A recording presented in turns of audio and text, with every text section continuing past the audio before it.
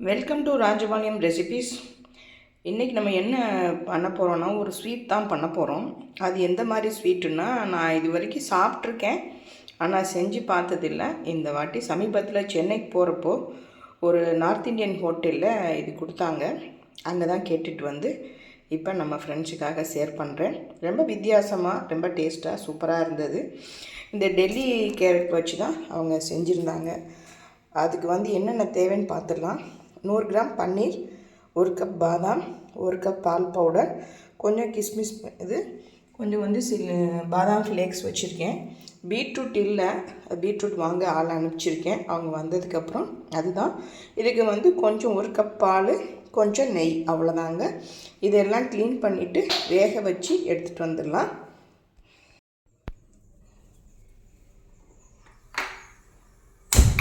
Stove on பண்ணிக்கோங்க. இந்த மாதிரி ரவுண்டாக கட் பண்ணியிருக்கோம். இதுக்கு வந்து 1 கப்பு பால், அப்படி ஆடையோடு இருந்தாலும் பரவாயில்ல, இந்த மாதிரி ஊற்றிக்கோங்க. ஊற்றிட்டு ஒரு 4-5 விசில் வச்சு எடுத்துடலாம். எடுத்ததுக்கப்புறம் பார்க்கலாம். இப்போ வந்து இந்த 1 கப்பு பாதாம் வந்து ஒரு 10-15 பாதாம் வந்து இந்த மாதிரி மிக்ஸி ஜாரில் பொடிச்சிட்டு வந்துடலாம்.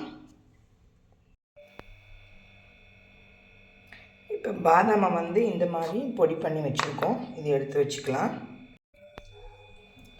இப்போ வந்து இந்த மாதிரி 1 கப்பில் வந்து கிஸ்மிஸ் போட்டுக்கோங்க.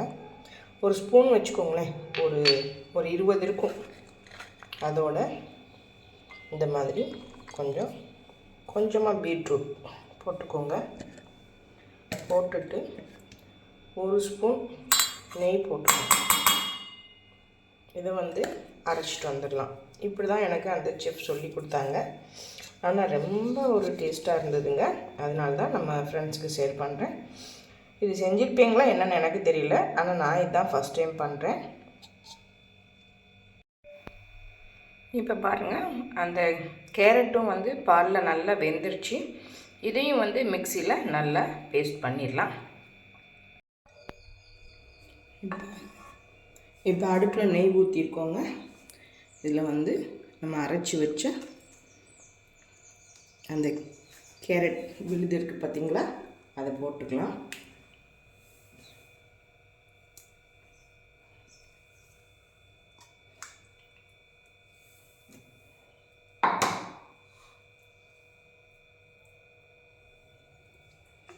போட்டுட்டு நல்லா கிளறி கொடுங்க.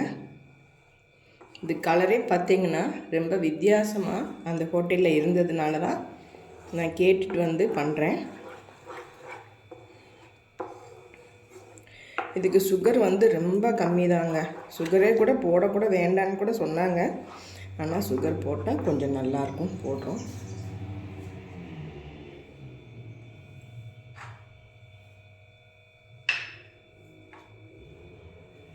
இப்போ வந்து இந்த பாதாம் மிக்ஸ் வந்து அப்படி 1 கப்பு ஃபுல்லாக போட்டுடலாம்.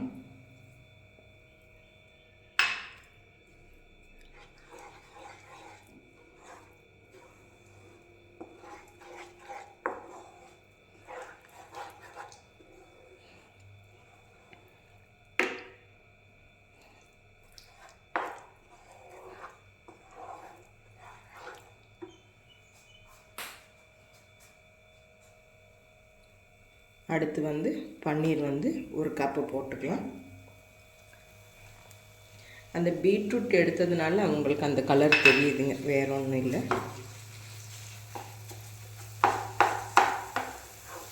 அடுப்பு வந்து மீடியமே வச்சுக்கோங்க.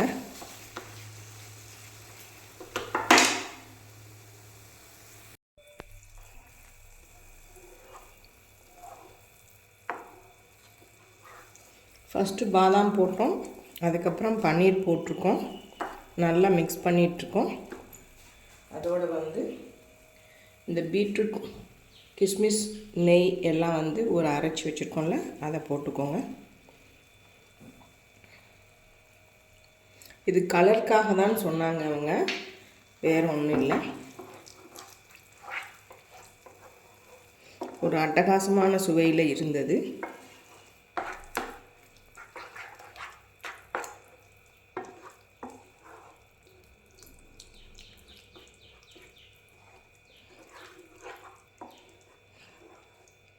இந்த ஸ்டேஜில்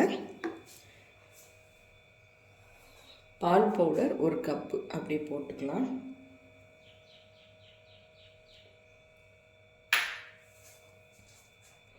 இது குழந்தைங்களுக்கு செஞ்சு கொடுங்க, ரொம்பவே அட்டகாசமான டேஸ்ட்டில் இருக்குது.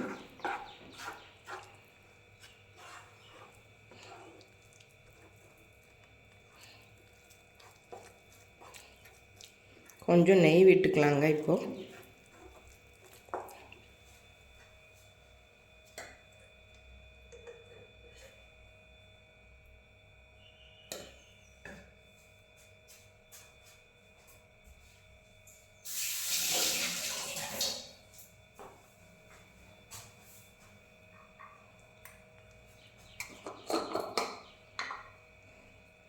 நமக்கு ஏலக்காய் பவுட்ரு இந்த கலரில் எதுக்கு இருக்குன்னா, அந்த உள்ளே இருக்க அந்த சீட்ஸ் தான் நம்ம பொடி பண்ணி வச்சுருக்கோம்.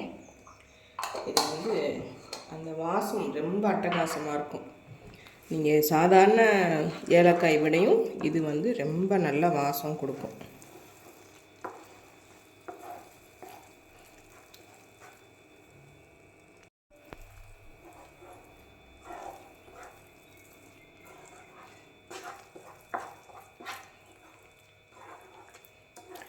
பாருங்கள், நம்ம அந்த பேனில் வந்து ஒட்டவே ஒட்டாது, அழகாக வந்திருக்கு. நமக்கு டேஸ்ட் பண்ணி இன்னும் பார்க்கல. ஒரே ஒரு சின்ன கப்பில் நம்ம சர்க்கரை போட்டுக்கலாம். நீங்கள் விருப்பம் இருந்தால் நாட்டு சர்க்கரையும் போட்டுக்கலாம். ஆனால் சர்க்கரை போட்டால் தான் கொஞ்சம் நல்லாயிருக்கும்.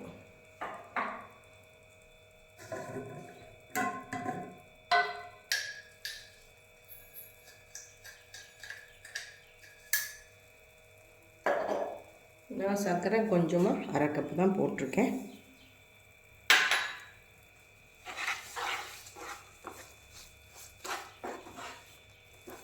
இது கொஞ்சம் கலர் மாதிரி வரணுங்க. இப்போ மறுபடியும் கொஞ்சம் நெய் போட்டிருக்கோம். போட்டுட்டு அவ்வளோதான், நல்லா சுருளை வந்துருச்சுங்க. நம்ம டெல்லி கேரட் அந்த கலரே வந்து நல்லா இருக்குது. டேஸ்ட்டும் வந்து வித்தியாசமாக இருக்குதுங்க. இதை வந்து நீங்களும் செஞ்சு பாருங்கள், குழந்தைங்களுக்கு கொடுங்க, ரொம்ப நல்லா இருக்குது. ஈவினிங் ஸ்கூல் விட்டு வந்ததுக்கப்புறம் நீங்கள் இது செஞ்சு கொடுத்தீங்கன்னா வேண்டானே சொல்ல மாட்டாங்க. இப்போ வந்து கொஞ்சம் பாதாம் ஃப்ளேக்ஸ் அப்படி போட்டுக்கலாம்.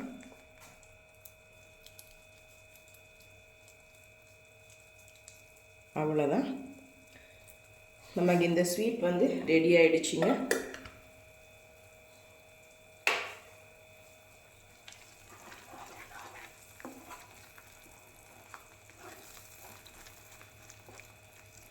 அட்டகாசமான சுவையில் நான் சாப்பிட்டு பார்த்து சொல்கிறேன் இருங்க.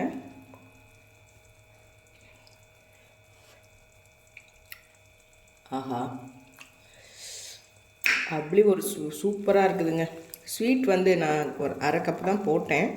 ஆனால் அதில் எல்லாமே ஸ்வீட்டு தானே. பால் பவுடர், பன்னீர், அப்புறம் அந்த கிஸ்மிஸ் பழம், பாதாம் பவுடர் எல்லாமே போட்டிருக்கோம் பாருங்கள். இது வந்து உடம்புக்கு ரொம்ப ஹெல்திங்க. நீங்கள் இது நல்லாவே சாப்பிட்லாம், ஒன்றுமே பண்ணாது. நீங்கள் ப்ரெட்டில் கூட நீங்கள் இப்படி ஸ்ப்ரெட் பண்ணி குழந்தைங்களுக்கு ஒரு பக்கம் வந்து க்ரீன் சட்னியும் ஒரு பக்கம் இதுவும் வச்சு கொடுத்தீங்கன்னா ரொம்ப சூப்பராக இருக்கும். அந்த மாதிரி ட்ரை பண்ணி பாருங்கள்.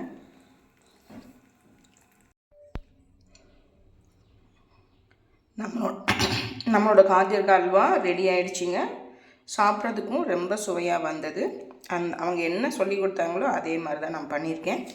நீங்களும் செஞ்சு பாருங்கள். செஞ்சு பார்த்துட்டு எனக்கு கமெண்ட் பண்ணுங்கள். ரொம்ப ஒரு அட்டகாசமான சுவையில் இருக்குது. அந்த டெல்லி கேரட் இல்லாட்டி கூட நம்ம கேரட்டில் கூட நீங்கள் பண்ணி பாருங்கள். ஒரு துண்டு பீட்ரூட் போட்டிங்கன்னா உங்களுக்கு இந்த கலர் வந்துடும்.